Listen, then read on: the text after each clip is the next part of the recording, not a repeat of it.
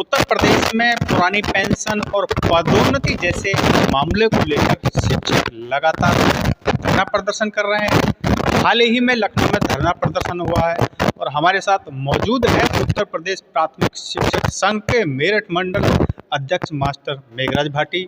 आइए इनसे खास बातचीत करते हैं कि क्या प्रमुख मांगें पेंशन बहाली को लेकर हैं और पदोन्नति को लेकर, इसके साथ में और अन्य शिक्षकों की क्या मांगें हैं, क्या आश्वासन मिला है और अगला कदम, अगली रणनीति क्या है। मास्टर जी, आपका बहुत बहुत स्वागत है विजन लाइव में। लगातार शिक्षक प्रमुख मांगों को लेकर आंदोलन कर रहे हैं, जिसमें पुरानी पेंशन जैसा जो मुद्दा है वो एक ज्वलंत मुद्दा है और इसके साथ में जो पदोन्नति है वो लंबे समय से नहीं हुई है। टीचरों को जो स्कूल हैं उनमें कार्यवाहक प्रधान अध्यापक के रूप में उनसे काम लिया जाता है। इसके साथ में और भी काफ़ी मुद्दे हैं, तो क्या है, थोड़ा सा आप विस्तार से प्रकाश डालिए। धन्यवाद इलियास जी। लोकतंत्र के अंदर पत्रकारिता का एक महत्वपूर्ण स्थान है।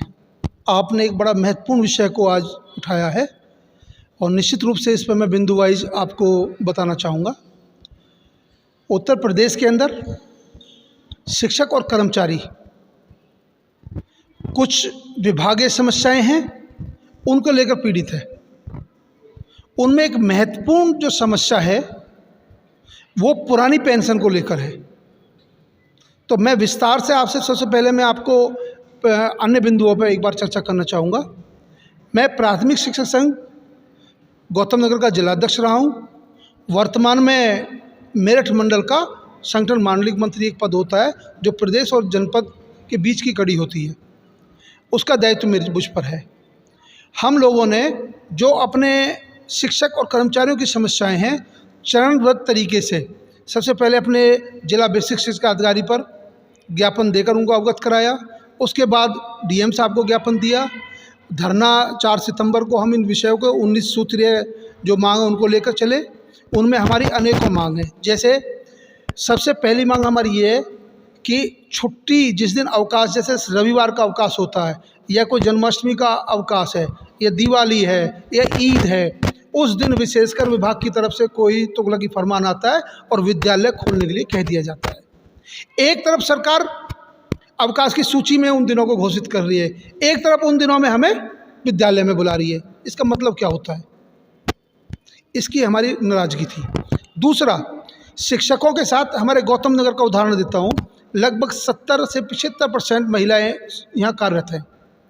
3:30 बजे टाइम एंड मोशन के अनुसार स्कूल बंद होता है और 3:30 बजे के बाद विभिन्न तरह की आप जो है बैठकें रख देते हैं। अब रात को 8 बज गया, 8:30 बज गया, महिला शिक्षिकाएं इतने दूर दराज ग्रामीण एरिया में नौकरी कर रही हैं, वो कैसे अपने घर पे पहुंचेंगी? कभी विभाग ने इस बारे में सोचा? इस विषय को लेकर के लखनऊ में हमारा धरना था।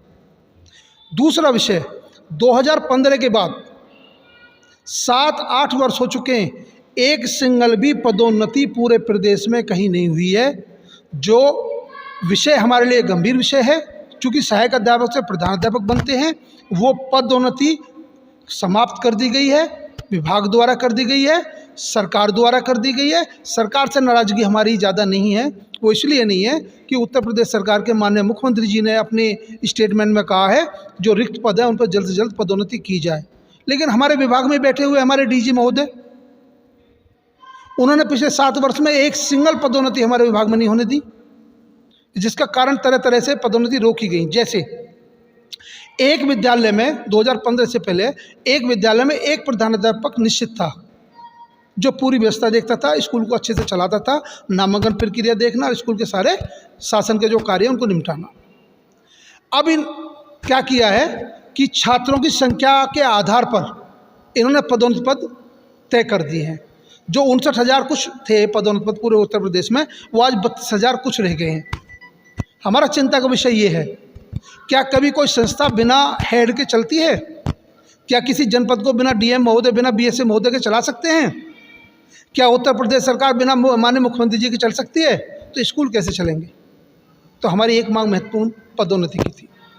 अगली हमारी कि शिक्षण कार्य के अतिरिक्त जो हमें कार्य दे रखे हैं दुनिया भर के कि ये गणना आपको करनी है, ये सर्वे आपको करना है, ये जो चिकित्सा विभाग की जो टैबलेट बांटनी है वो भी टीचर को बांटनी है, सफाई कर्मचारी हमको नहीं दिए जाते। उसके अलावा हमारे विद्यालयों के अंदर जो 4th क्लास कर्मचारी की नियुक्ति अनिवार्य है वो कहीं नहीं है। घंटी भी हमको बजानी है, सफाई भी हमको करानी है, बच्चे भी हमें पढ़ाने हैं और गुणवत्ता भी हमको देनी है। तो हमारे लिए निश्चित रूप से जो मांगें थी ये चुनौतीपूर्ण थी। हमने उसको लेकर धरना प्रदर्शन किया। हमारे डीजी महोदय ने एक लिखित पत्र जारी किया है कि इन मांगों को पूर्ण किया जाएगा और 16 तारीख को शासन के साथ बैठक कराई जाएगी। अब हमने 1 महीना के लिए माननीय प्रदेश अध्यक्ष जी हमारे डॉक्टर दिनेश चंद्र शर्मा जी उन्होंने घोषणा की 1 महीने तक स्थगित करेंगे। 1 महीना में अगर नहीं होता तो पुनः दोबारा डीजी हमारे जो किरण आनंद जी हैं उनके कार्यालय को दोबारा घेराव किया जाएगा और वहीं बैठा जाएगा। अच्छा, इन प्रमुख मांगों के अलावा जो पेंशन है वो एक बड़ा मुद्दा है और काफ़ी लंबी समय से चला रहा। तो ये पुरानी पेंशन क्या है और जो नई पेंशन है उसमें क्या प्रावधान है, किस वजह से शिक्षक नाराज हैं? बड़ा महत्वपूर्ण मुद्दा है। मैं इसी पे क्रमबद्ध से आ रहा था। जो पुरानी पेंशन है वो भारत सरकार द्वारा 2004 में समाप्त की गई। 2004 में समाप्त होने के बाद अप्रैल 2005 में उत्तर प्रदेश सरकार ने भी वो समाप्त कर दी। देखिए, इस विषय पे मैं थोड़ा सा बता दूं कि ये सवर्ती सूची में आता है शिक्षा विभाग या ये पेंशन वाला।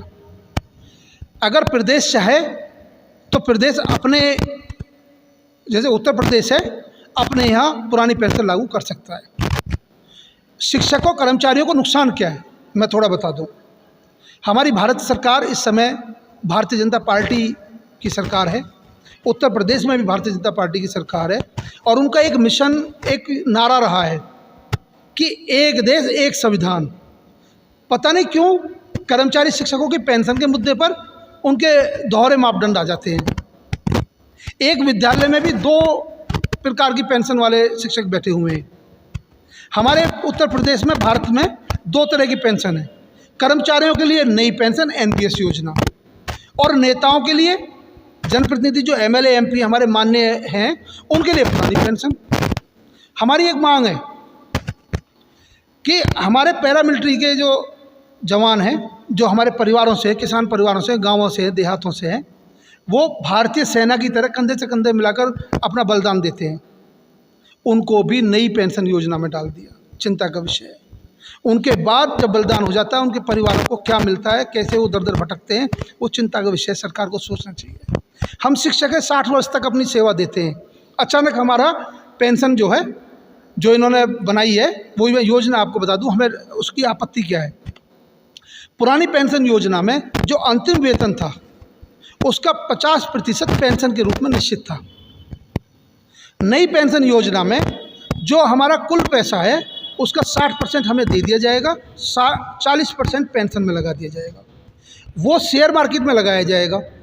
हमारी पेंशन शेयर पर निर्भर होगी, शेयर बढ़ेगा तो पेंशन बढ़ेगी, नहीं तो नहीं बढ़ेगी। ये हम निश्चितता मांगते हैं सरकार से कि हमारी जो पेंशन है, पुरानी पेंशन हमें दी जाए। अगर पुरानी पेंशन इतनी बोझ है तो नेताओं को क्यों दी जा रही है? त्याग की भावना नेता भी दिखाएं। जितने हमारे मान्य हैं वो भी नई पेंशन इतनी अच्छी है तो नई पेंशन वो भी लें, वो भी क्या भाई हम भी आपके साथ नई पेंशन लेंगे। यानी सरकार पैसा लेती है, जमा कराती है, उसके बाद जब रिटायरमेंट होता है तो जो 40% रखती है उसे भी शेयर मार्केट में लगा देती है। अब यदि शेयर डूबता है तो ये तो बड़ी अनिश्चितता हुई, भाई टीचरों को क्या मिलेगा? चिंता का विषय यही है। टीचर ही नहीं, पूरे भारत का जो कर्मचारी है, हर प्रदेश का, उत्तर प्रदेश की मैं बात कर रहा हूँ तो उत्तर प्रदेश के हमारे माननीय मुख्यमंत्री जी हैं योगी जी, उनको निश्चित रूप से इस पर ध्यान देना चाहिए कि वो हमारे अभिभावक हैं। कल को जब हम 60 वर्ष में रिटायर होंगे और शेयर मार्केट में अगर ये हमारा पैसा डूबता है तो हमारे बुढ़ापे का सहारा क्या होगा? ये हमारे लिए चिंता का विषय है, कर्मचारी शिक्षकों के लिए। एक तरफ सरकार कह रही है कि भाई 5 सितंबर को शिक्षक दिवस मनाया, कि शिक्षक तो हमारे जो भगवान के समान है, बड़े सम्मानित हैं। एक तरफ आप पेंशन के लिए वो भीख भीख मांगेंगे, दर दर भटकेंगे। ऐसा क्यों? इस महंगाई के ज़माने में देखिए, परिषद के हम कर्मचारी हैं, हमें स्वास्थ्य कोई सुविधा नहीं दी जाती, ये कह करके आप परिषद कर्मचारी राज्य कर्मचारी नहीं है। ऊपर से हमें पेंशन नहीं दी जाती और जब कार्य कराना होता है तो चुनाव से लेके मतगणना से लेके BLO का कार्य, आपका जितने भी सर्वे वो करने हैं। कोरोना में हमने चुनौतीपूर्ण जो है कार्य किया, हम कहीं पीछे नहीं हटे। और जब हमें सुविधा देने की बात होती है तो हमारे साथ दोहरे मापदंड अपनाए जाते हैं। हमारी सरकार से पुनः यही निवेदन है कि इस विषय पर गंभीरता से सोचें। और निश्चित रूप से हम तो कर्मचारी हैं, हम किसी दल राजनीतिक से प्रभावित नहीं है, लेकिन अगर यही सरकार हमारी पेंशन लागू करती है और हमारे सम्मान का जो हमारी मांगें हैं उनको पूरा करती है, तो निश्चित रूप से पूरे देश के अंदर एक संदेश जाएगा कि सरकार इतनी चिंता में है, अपने कर्मचारियों के प्रति इतना उनका ख्याल रखती है कि पुरानी पेंशन बहाल करके एक बड़ा संदेश देने का काम सरकार कर सकती है। अच्छा, भारत के कुछ ऐसे राज्य जैसे पंजाब है या राजस्थान है या बिहार है, ऐसे कुछ राज्य हैं जहां पर आज भी पुरानी पेंशन लागू है, लेकिन उत्तर प्रदेश की बात करें तो यहाँ सरकार अपनी हड़ताल पे लगी है। निश्चित रूप से हमारी मांग यही है, क्योंकि जब राजस्थान पुरानी पेंशन दे सकते हैं, जब आपके पंजाब पुरानी पेंशन दे सकते हैं, जब आपके पश्चिम बंगाल में पुरानी पेंशन मिल सकती है, हिमाचल में पुरानी पेंशन मिल सकती है, ऐसे 7 राज्य हैं जहां पुरानी पेंशन मिल सकती है, तो उत्तर प्रदेश तो बहुत समृद्ध राज्य है। तो समृद्ध राज्य क्यों नहीं दे सकता?